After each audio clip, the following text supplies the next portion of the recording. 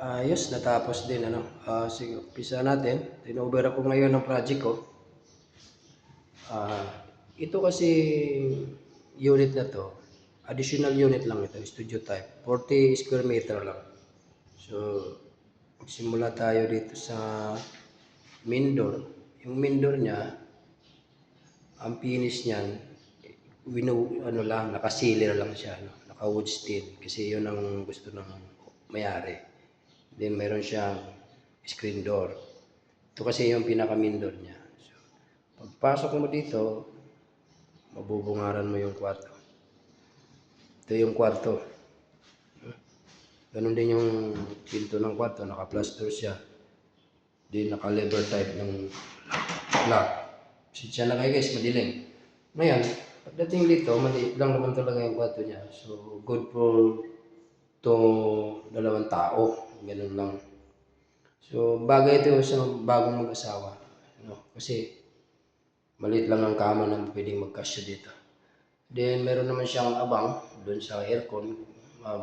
Sabi ni owner sa akin, kung sino yung mangupahan na gustong magpalagay ng naka-split type to nakaabang na yung sa aircon. Tapos may isang ilaw, may switch.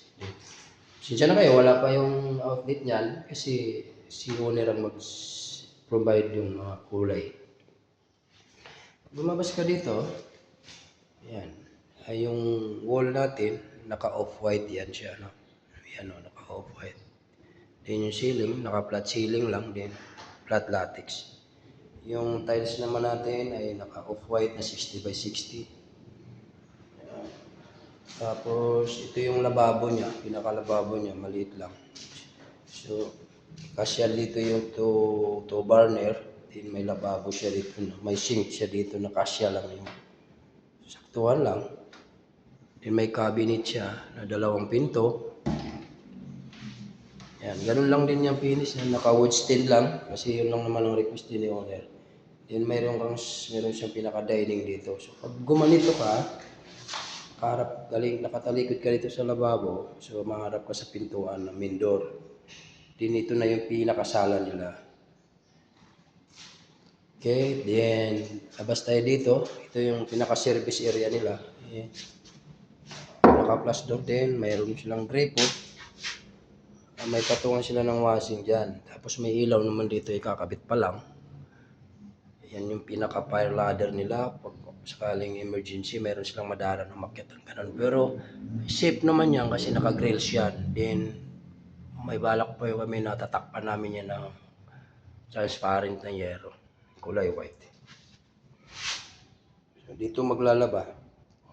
Kasi ito lang naman yung pinaka-service nila dito. Then pagpasok mo dito sa CR, yun, standard lang din ang finish na CR.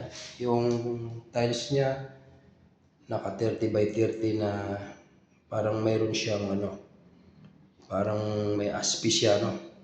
Then, kapag binilang mo yung tiles mula flooring, ay naka 1, 2, 3, 4, 5, 6, naka-6 na patong siya, na 30 by 30.